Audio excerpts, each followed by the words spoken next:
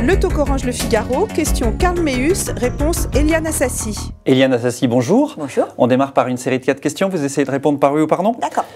La France est-elle en faillite? J'ose espérer que non. Êtes-vous favorable à la gestation pour autrui? Non, je suis défavorable à la GPA. Mariage pour tous à l'Assemblée, droit de vote des étrangers, il va y avoir consultation annoncée par le Premier ministre. Est-ce que ça veut dire que pendant ce temps, le gouvernement oublie les ouvriers? Peut-être. Jean-Pierre Bel est-il un bon président du Sénat? Oui, c'est un bon président du Sénat. Merci d'avoir joué le jeu. On va revenir sur un certain nombre de ces thèmes. Mais juste avant, je voudrais vous faire écouter Christiane Taubira, qui était hier à l'Assemblée. Elle défend le projet du mariage pour tous. Et elle est au cœur d'une polémique à la suite de la circulaire qu'elle a prise demandant au préfet de faciliter l'accès à la nationalité française pour les enfants qui étaient issus de GPA à l'étranger. Je vous propose de l'écouter.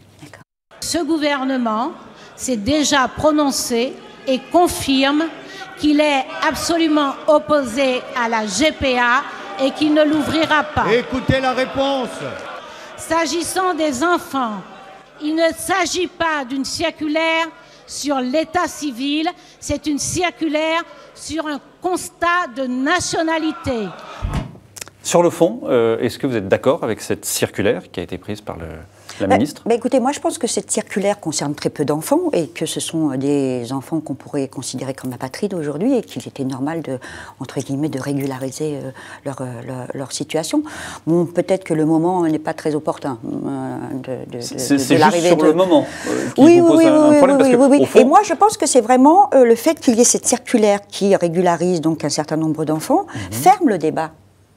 Sur la GPA, à l'inverse de ce que certains peuvent dire, je pense que c'est aussi une façon de dire que le gouvernement est opposé à la GPA, mais qu'il y a des situations qu'il faut régulariser et qu'il est temps de le faire. Voilà. Est-ce que ce n'est pas une sorte aussi d'encouragement, de message envoyé aux gens en disant on ne peut pas le faire en France, mais regardez, vous pourriez le faire à l'étranger et au fond, vos enfants sont régularisés? C'est une situation de fait, la France les régularise et stop. Et donc la France les régularisera et donc vous pouvez... Non, les régularise.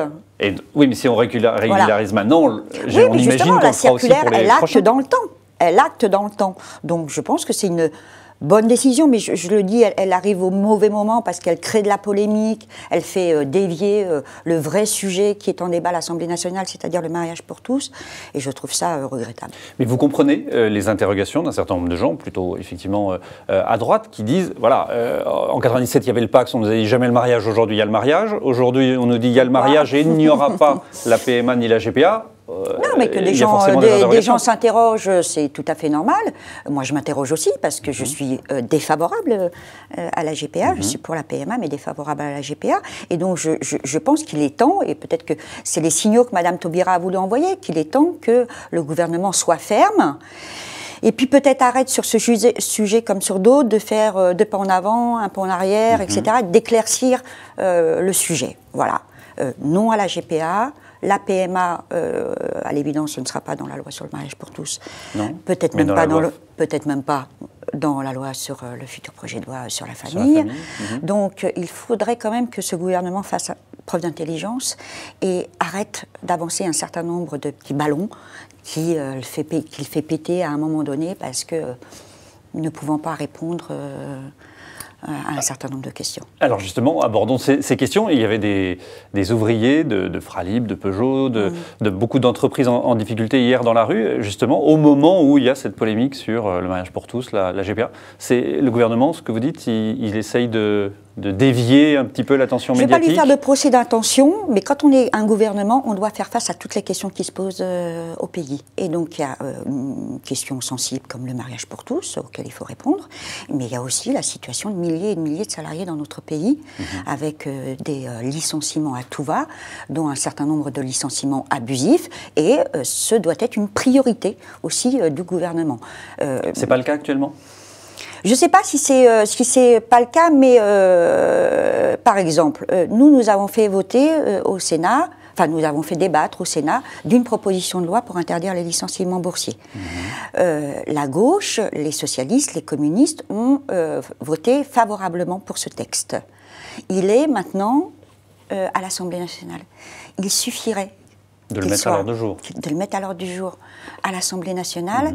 Et on enverrait, en tout cas le gouvernement enverrait des signaux positifs aux salariés qui sont victimes de licenciements en général et victimes de licenciements boursiers en particulier. Donc il est temps, il y a urgence. Je fais un appel, si vous pouvez me permettre, c'est que le gouvernement entende ce que nous disons, entende ce que les ouvriers disent. Il est urgent de faire adopter cette proposition de loi par l'Assemblée nationale, qui est majoritairement à gauche, je le rappelle quand même. Est-ce que vous dites que le gouvernement mène une politique libérale assumée ? Il est dans des dérives sociales libérales, ça c'est clair. Assumé, oui, à l'évidence. Mais bon, après, ça c'est son problème, à nous de faire la démonstration qu'il y a d'autres choix possibles. Vous avez, au Front de gauche, au Parti communiste, un poids suffisant pour aiguillonner.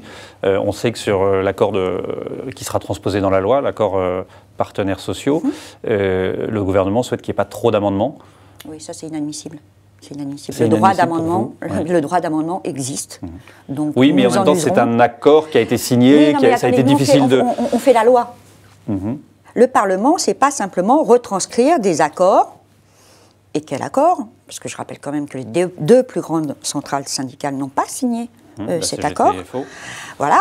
Donc si faire la loi, c'est simplement retranscrire des accords, et quels qu'ils soient, ces accords de quelque nature que ce soit, je pense qu'on enlève au Parlement la substance de ce qu'il doit être en termes de démocratie dans un pays comme le nôtre. Les fonctionnaires sont aujourd'hui dans la rue pour réclamer plus de pouvoir d'achat, mais au fond, enfin une augmentation de leur salaire, au fond, quand on regarde les chiffres, le pouvoir d'achat des fonctionnaires a augmenté. Est-ce qu'il n'y a pas là quelque chose d'un peu curieux? Qu'ils manifestent? Non, mais qui réclament des augmentations alors que le pouvoir d'achat a augmenté. Ils manifestent pour réclamer, voilà, mais non, je pense qu'ils ont tout à fait raison, leur point d'indice n'a pas bougé, donc là aussi, ils tirent la sonnette d'alarme en disant, voilà... Il y a eu des primes, ça a permis de compenser, primes, la rémunération globale... Les primes, c'est pas pareil, les primes, c'est pas des salaires, hein. Vous savez très bien que les primes, ça ne compte pas pour, par exemple... Voilà, oui, non, mais j'insiste, ce n'est pas un salaire, donc voilà, leur point d'indice n'a pas été augmenté, ils expriment une colère en demandant que celui-ci le soit. Vous réclamez que le gouvernement les entende et augmente le point d'indice? Bien sûr. Vous savez, les fonctionnaires, ça fait longtemps qu'ils ne sont pas descendus dans la rue. S'ils descendent dans la rue, c'est qu'ils ont une très bonne raison pour descendre dans la rue. Ouais. Est-ce qu'on peut dire aujourd'hui que le Front de gauche et le Parti communiste sont dans la majorité? On est dans la majorité de celles et ceux qui ont voulu le changement.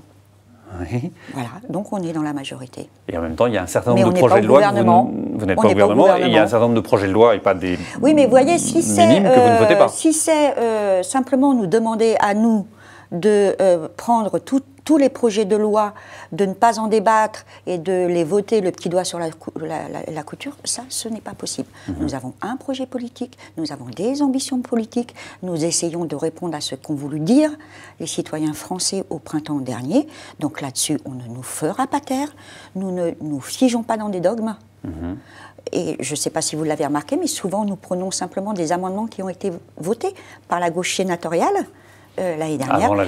Avant l'alternance. Et nous le redéposons dans tous les textes qui sont en débat au Parlement et particulièrement au Sénat. Donc ça, c'est pas être dans l'opposition, c'est être conforme au vote de la gauche. Vous êtes plus conforme, vous, que le gouvernement, au vote de la gauche du mois de mai? Je pense. Éliane Assassi, merci d'avoir répondu à nos questions. Merci à vous.